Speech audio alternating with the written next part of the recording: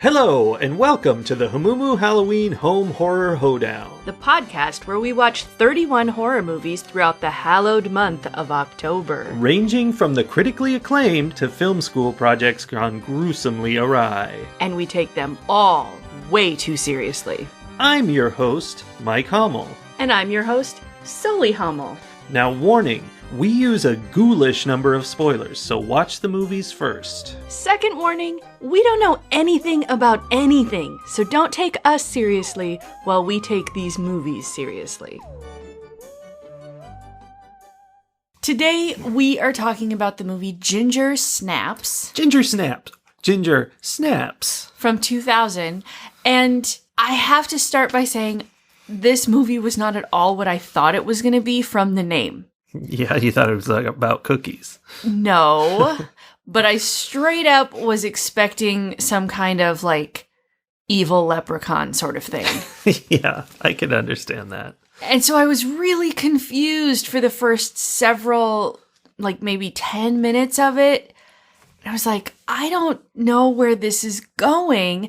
And I had pretty much decided it was going to be, these two sisters were going to be like witches or something. Yeah, like they definitely should have gone around killing everybody they didn't like. Or not even supernatural. They were just going to be like sociopaths that decided to just destroy, or had already started because they were like, the first scene indicated something had been going on. Yeah. That they were just going around murdering everyone in town. Like, that was where I was at. And then, about 10 minutes in, it is revealed that the oldest sister's name is Ginger. And I went, oh. And then you said the word werewolf, and I'm like, oh, yeah, okay. Sorry. I'm sorry. I did know what was going on because this movie it's been on my radar, and, you know, like, people have been wanting me to see it, sort of, since like maybe 2002 or 2003. Like, it was a thing back then. Like, this was the hip new kind of movie, like a Quentin Tarantino movie or whatever, you know, where people were like, hey, this is what we're doing now, which was about the same era, actually. Yeah. I mean, I kind of see that. It definitely is a very distinct flavor of horror movie. Yeah. And much like Liver and Onions or matcha or, you know, whatever, like, it is not a flavor that I am interested in. I feel differently. It was very, very 2000, which is what it was. And it was so, I don't know, you know, teen angst and mopey and goth, and that was fun. And disemboweled dogs everywhere. Yeah, there was that too. I think that was what it was. The style of special effects in this movie, I don't want to say they weren't well done, but they were very much not my cup of tea. Yeah, disemboweled dogs mainly. Yeah. A lot of that, and a lot of people getting sliced open. Yeah, so this movie starts with these two sisters who have no friends. They're just deeply connected to each other, and that's all they do. So deeply connected that one of them has skipped a grade, so even though they're a year apart in age, they're in the same class, all the same classes at school. They're just always together, and they're like a clique of just the two of them, and they are rude to everyone else. And they have a pact that they're gonna die together before they're 16, so they're special people. So that's what they said at the beginning, but then later, Ginger was 16, and I think Bridget was 15, and so why were they still alive? I think she wasn't yet 16. I think she was like about to be 16, and Ginger was about to be 15, something like that. Maybe, but somebody asked her, how old are you? And she said, Ginger. I'm 16, she's 15. Yeah. So, I mean, it was right about the point where this pact was a big issue. Yes. And maybe that was part of what bugged me about the movie too, is I don't know if it was that day or if it's, you know, the year, the 2 years, the decade, I don't know.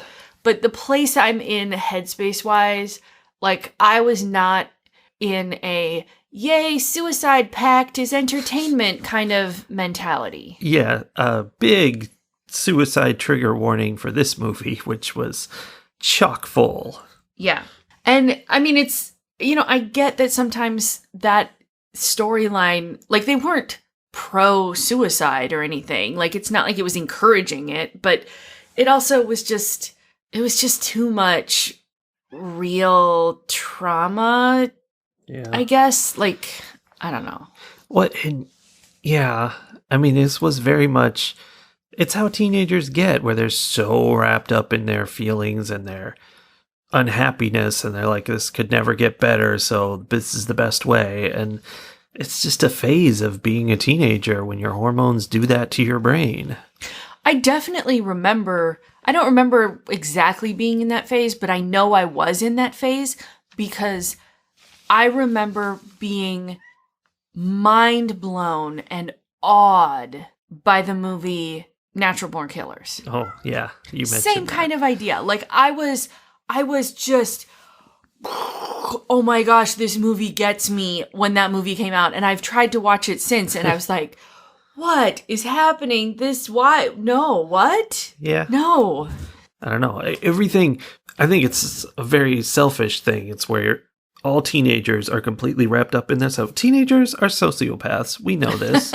Yeah. They're completely wrapped up in themselves. And so it feels like everything is out to get them and nothing can ever get better. And any, rejection from their peers is the end of all things. And it's just how it feels to be a teenager. Yes. And the main character, Bridget, definitely, like, she was the embodiment of that feeling. Yeah. Like, she just walked around like Michael Cera style through the whole movie. She had her dingy trench coat on. She never washed her hair. Like, her face was in this perma scowl.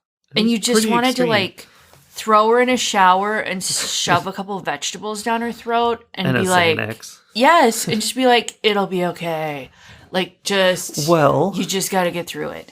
And that is her mom, who was creepy. And you had this whole question of how does this mom have these kids? Because she really was like, come on, girls, let's do this. And she was a little over-medicated. How could she still be at that place of, hey, let's try, when she'd been with these girls all the way up to age 16? Yeah. I don't know. Maybe that's a parental thing. It was weird. Know that. Yeah, she was, I don't know. She was very supportive, but I feel like she had to at some point acknowledge the way they're acting and be like, okay, I guess they're just going to go be in their rooms and they don't want me to bring them ants on a log. Yeah, I don't know. I do feel like there was some missing the boat with these characters and how they were portrayed and how their relationships were portrayed. I mean, I've been an angsty teenage girl. I have a sibling. I have a sister who's very similar in age to me. We at no point had a suicide pact. Good first step. Just to clarify that. And were you at any point werewolves? I had no comment. Okay. No comment. Continue. So I've been that angsty teenage girl, not to this extreme. I have a sister, who's just a couple years younger than me. We have neither had a suicide pact, nor have we been werewolves. But there was something off about the way these characters were being played. And it was the sort of something that made me at one point say, I feel like this movie was made by men. And it turns out it was written by women, but directed and edited by men. And I find that very interesting. Yeah. I mean, they were telling them what to do on set. Right. And like their idea of, okay, we're reading this script. Here's what this should sound like or feel like, or, here's the nuance that needs to be in it. Yeah. Granted, I'm not sure that this movie was focused too much on nuance, but like their idea of how a line should be said or what a particular scene was supposed to be evoking, I think was just not quite right. Everything was just weirdly hypersexualized, even in the places where it wouldn't have been, where it had nothing to do with sex. There was like this heightened level of sexualization that just felt wrong to me. Yeah. There was a scene where I was like, this was before you talked about that in the movie, where I was like, is this a male director? Because specifically, Ginger was asleep in bed and she had her sheets off of her. And so we're just looking at her butt, like in panties in bed. And because the whole point of it was that we were going to see that she was growing a tail. Sure. Spoilers. But, I mean, it was absolute. I'm like, that's the male gaze, isn't it? That is. Good catch, Mikey. Yeah. I recognize it. Yeah. No, there was just a lot of that. And like things like, okay, so if a woman wrote in a script that a character gets her period for the first time and is upset about it and is like shocked at the amount of blood. Yeah. Like as a woman who has experienced that means a certain thing to me. I sort of feel like that scene was directed by men who had no idea what that meant. Because the amount. Like half a cup of blood. What? Well, what? It's that thing where they sent the woman into space with 100 tampons for 3 days or whatever. Is this going to be enough? Yes. Yeah, it was that, like, the definition of upsetting, shocking, whatever is just so, like, they didn't have the context necessary to understand what that scene meant. Because all of those same things would happen. Yeah. With much less going on. Well, it's a movie. It's heightened. It's cartoonish. It was cartoonish. And I get that they have to, it's sort of like nobody in the real world has ever tied a streamer to an air conditioning unit. Yes. Like it's one of those things where in order to make it visible in the, movie media, they have to exaggerate it. But that's one of those exaggerations where I'm just like, this is so stupid. And it just contributes to misinformation because now there are more men out there who are like, that's shocking. No wonder women get so upset. It's like, well, no, that's not how that works. Also, it doesn't look like ketchup. Yeah, their blood was thick. It was all around upsetting.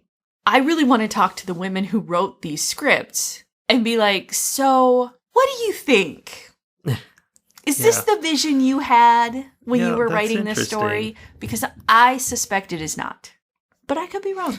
And as a not woman, I got much less of that kind of feeling about the movie, and I was having more fun because this felt so much like an episode of Buffy. Like, in every way. Like, really? Well, exactly. It was, with its 2000s-ness and even the way it looked, the video it was shot on and stuff. And the kind music, of that grainy darkness. And the high school and just mega angst. And it just totally felt like it. And I was enjoying, like, for the first 3/4 of the movie, I was really enjoying the antics of Bridget and Ginger and how they were so hateful of everyone around them. And what I wanted them to do, if they were going to have a werewolf movie, which is never my recommendation, but if they're going to do that, where it should have gone is that they're like, oh, cool, now you're a werewolf, the perfect opportunity for us to kill all the people that we hate and, cover it up, and they would be working on that the whole movie. And it really didn't go there at all. I mean, I get that that's been done. It has been done. Tragedy Girls was very good. Yes. So they were trying to do something original, I think, which is fine. But yeah, I'm with you. Werewolf movies just don't. I don't think I have ever watched a werewolf horror movie where I was like, yes, this is awesome. They just don't work. I don't know. I don't really need werewolves. I'm not sure why. And the whole like Twilight thing, I watched the movies with my niece, and even then I was like, okay, I get why people are into vampires. I just don't understand. Like, the werewolf guy was hot, but I'm like, I don't but understand. He's a dog. I don't get it. After watching this movie, while you were watching the evil twin of this movie, I just happened to come across on Facebook this share from some Reddit forum or whatever that was talking about werewolf movies I want to see, or werewolf stories I want to see. And basically, they were all upset that werewolf movies are always about like this lone wolf that's going around killing everybody, when in fact, wolves are pack animals. Yeah, like the one we saw earlier, where they went on a retreat to the woods. Yes, exactly. Only, like, they were saying, oh, I want to see the werewolf movie where, you know, the werewolves are just collecting all the, you know, stray kids and taking care of them, and they're like this massive family unit. It's like a circus movie. Yes, sort of like that. And I was like, oh, see, that I would be interested in.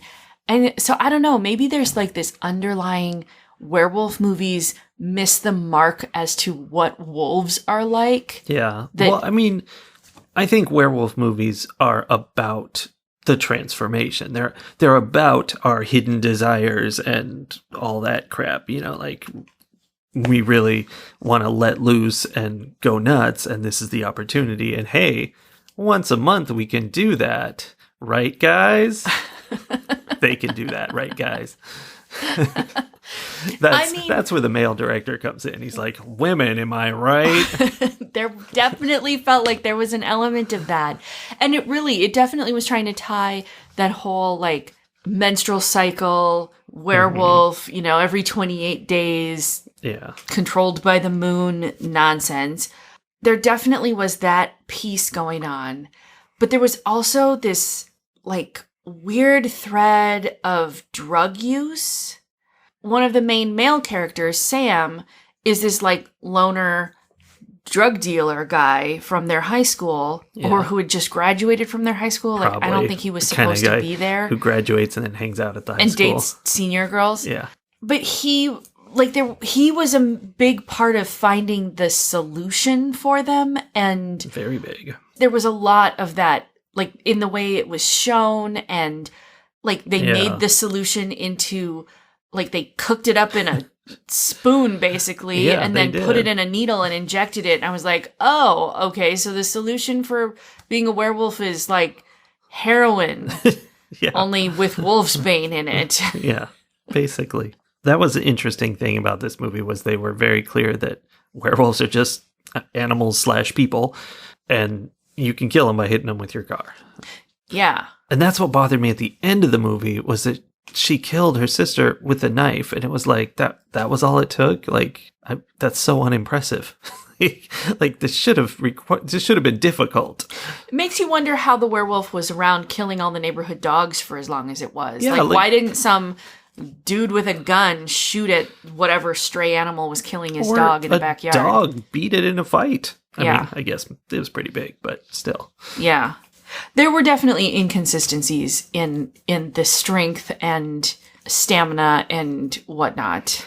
That was one thing I really liked, not the inconsistencies, but the presentation of the werewolf. It's kind of just going to be totally opposite of what I said about the silence, but they showed the werewolf being so lightning fast that you basically didn't see it. It would like just things would happen and you'd be like, the werewolf must have been there. Right. And it was kind of cool. It was like, okay, this is way too much to handle. It's instantly fast. And then of course they kind of threw that away towards the end of the movie and just had a monster stalking them. Because they had to have a way to defeat it. Yeah. But I thought that was cool. It was like in a lot of vampire movies, they do things like that. Yeah. That was nice. Story-wise, like plot development-wise, yes, I like that. Watching it, I didn't like it because there were too many times where I'm like, I don't know what's happening. Like, what is going on? Who's being attacked right now? Yeah, very sneaky. It was frustrating for me. Another area where I felt like there were inconsistencies was in this sister's relationship. Because at the beginning, they act like they've been each other's only friend, best friend forever and ever. Like they're 100% codependent on each other. And then later the mom talks about how the younger sister, Bridget, has always just done whatever Ginger says. And like the mom's always been worried about the younger daughter for, not having her own mind, whatever, which fine. But then that morphs into Ginger becomes a werewolf and like completely abandons Bridget, like she had that zero really interest happened. in her in the first place, and it was all just like this weird narcissistic relationship. Yeah, but I don't know. I felt like that was part of, her whole mind changing with the werewolf disease. Like she I guess. was like, I'm too cool now. I'm dumping you. And that was like, I was enjoying that. That was the arc of the story. Was at the very end, Bridget finally like takes this whole journey from I'm going to die with you to I don't want to die and you're not going to hold me back. I'm going to live a life and be a person. They have an exchange actually that I wrote down that was right around that time, and like that realization for her, where the older sister Ginger says, I said I'd die for you. Mm-hmm. And Bridget says, no, you said you'd die with me because you had nothing better to do. Yeah. And so then it made me think, okay, maybe I completely misread what their relationship was in the beginning. Maybe there are layers. It's like, or from Bridget's point of view, this was a codependent relationship, and Ginger was like, hey, no one else wants to hang out with me. I'm going to take advantage of this worship I get from this girl. Yeah. And then, as soon as she gets this sense of power and confidence, she's like, yeah, forget it. Yeah, I don't need you anymore. And they, that then changed their whole, like, oh, we need to die together. We don't want to live past 16. The world's not worth it. To Bridget realizing she doesn't want to die. In fact, they both ended up realizing that they didn't want to die in different ways. Yeah. And, for different reasons, I guess. But yeah, they went from we should kill each other and ourselves or whatever to desperately trying to stop Ginger from dying as a werewolf, I guess. Yeah. Or just being one permanently. Yeah. I don't know, though. I guess, like, there were definitely interesting elements to it, but at the end, my last note that I wrote is, but what was this movie trying to say?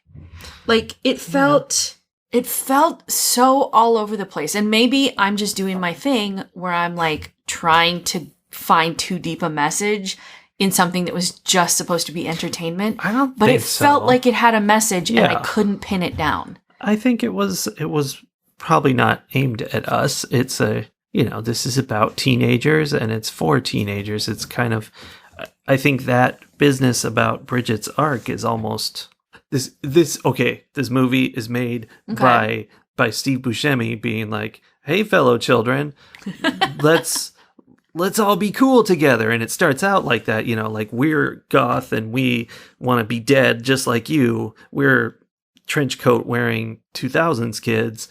And then by the end, we come around to she's been through all this. Look at your life. Your life is you never had to fight off a werewolf. If you did, you would discover that you actually want to live and move on with life. And the real thing it was about, though, I think, well, obviously it was about puberty big time. Yes. But it was about growing up and growing apart and, kind of reaching that point where it's like you look back and realize that's not for you anymore. This is leaving that childish stuff behind and I have new things to do. And both of them kind of went that way towards getting involved with boys in different ways. Yeah. And they were like, okay, this is life. This is social interaction as opposed to being insular and just the two of us. Yeah. So I just looked something up. Oh, no. The Columbine shooting happened in April of 1999. Wow. So when I think about that context, this could very easily be a movie that was meant to be like, hey, if you are this person, if you feel this way, because they definitely, like at the beginning, yes. I was like, oh, these girls are going to murder everyone in their school. Yeah. Like, that's what I thought was going to happen. Yeah. And so it took those two girls and at least the one of them, at least Bridget, ends up realizing that there's more to life and yada, yada, yada, all the things that the adults keep telling these children, the kids to believe. So it may have been a reaction to that event. I'm honestly a little surprised that this movie was able to be made so shortly after Columbine. Yeah. I guess it didn't have the same elements. Like, as long as there's no guns, people are okay with it. Yeah. But Bridget in her trench coat, like, I could not see her without seeing those boys. Yeah, it was very much that world. And it's like it's the first It Gets Better movie. Kind of, but in a really weird way. Yes, very weird. And I don't know. Like you said, maybe I'm just too far past this point in my life, and this movie was not written for me, but it feels kind of clumsy. Like, I'm not sure that its message comes out as clearly as it might need to. I don't know. There's a lot of different little bits that we've already discussed, so maybe it's not one clean thing. I do think that was an element of the struggles of youth. Yeah. Ratings. Well, as I said, the beginning parts of this movie and most of it really clicked with me, and that 2000s feeling and Buffy and all of that. It just was like the disaffected youth doing their thing, and that's being quippy and sarcastic, which is very fun.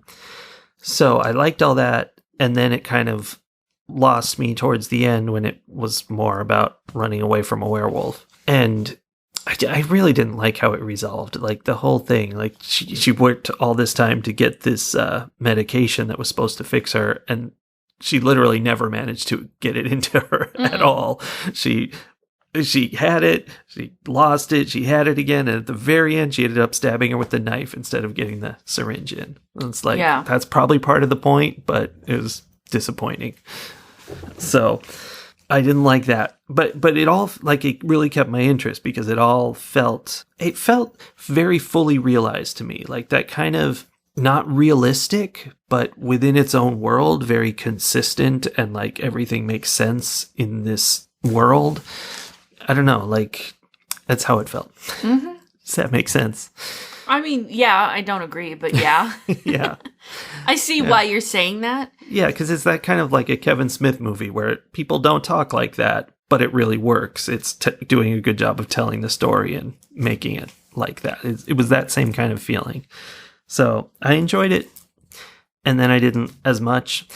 And I guess I'll get into the next thing I'm going to say when we talk about the evil twin. So I'll just rate this one 3 hockey sticks out of 5. Do those hockey sticks have a little dog hanging from them or no? Yeah, I just didn't want to get into all the details of the hockey stick. This was a Canadian movie, and you can really tell. So I guess I don't have a lot more to say about this movie. Like, I did not enjoy it. Yeah. And I can't quite, like, even after talking about it now, usually when I have that kind of vague feeling, we talk about it and either I'm like, oh no, I have changed my mind, or I understand why it rubbed me the wrong way. And I still can't quite pin it down, but this just missed for me. Mm-hmm.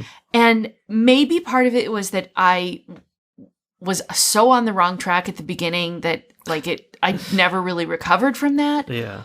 Or that I kind of was so put off by the 2000, Columbine, like, stuff, behavior, that, like, super dark, creepy, terrible kind of dangerous trauma, right? Like, dangerous, unseen by the people who should be helping kind of trauma. Like, that maybe was just so upsetting to me. That was such a part of their mom and dad, was that they were completely oblivious to everything going on. Yeah.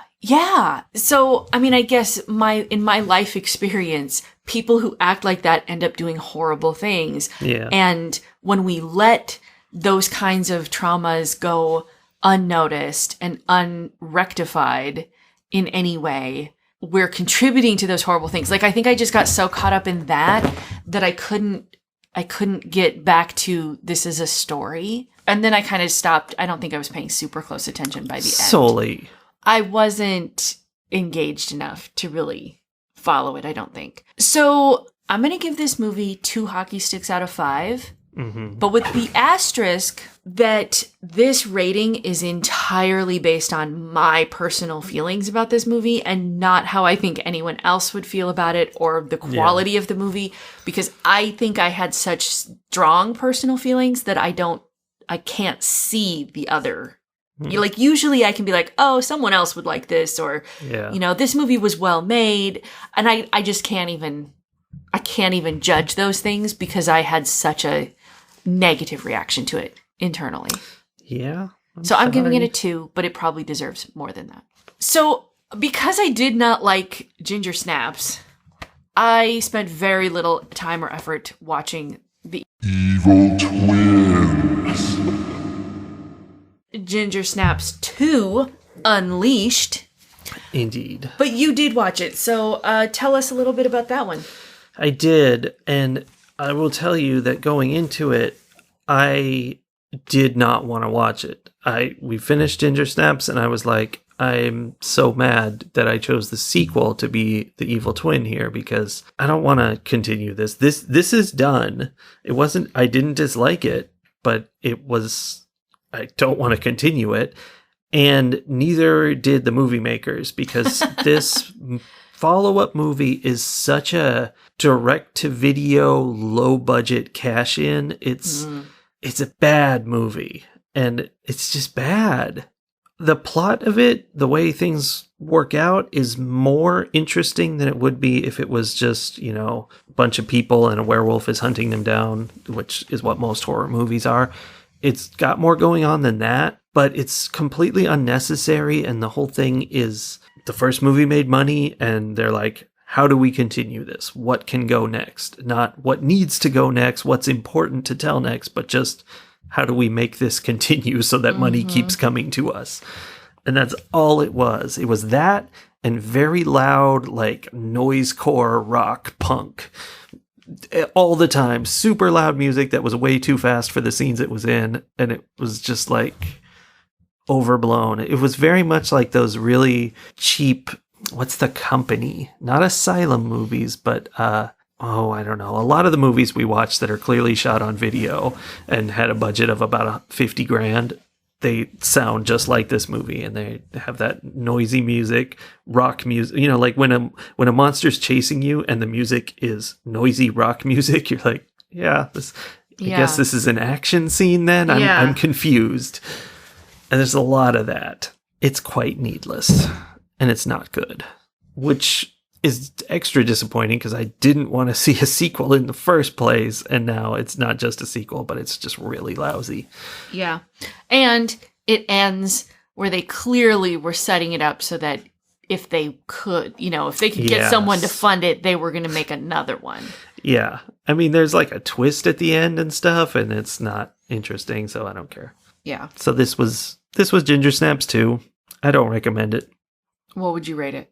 I will give it 1.5 jars of gasoline out of 5. Just burn it down. Okay. I mean, I didn't hate it like a lot of other movies, but it was not at all anything I wanted to see. And I think maybe just going into it blind, I would have liked it better, but coming from the first movie where I'm like, I don't want a sequel to this. Stop. Makes it just not interesting. Yeah. Well, that was unfortunate. What are we moving on to next? Some excitement for Sully as we head into the 1970s. Nice. 1976's Alice, Sweet Alice.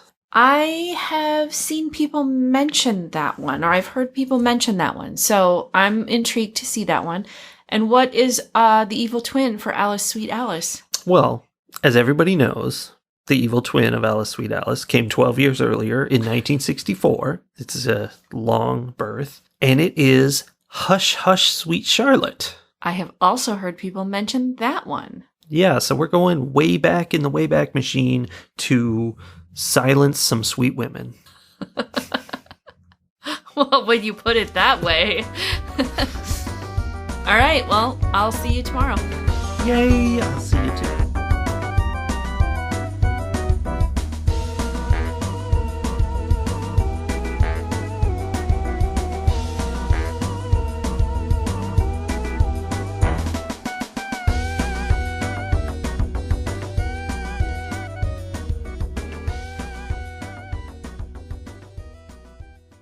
Well, some people want to hear it. Just because Nobody. you don't, Mr. Middle-aged rich white dude. I'm not using any of this, I know. Especially when you insult my heritage.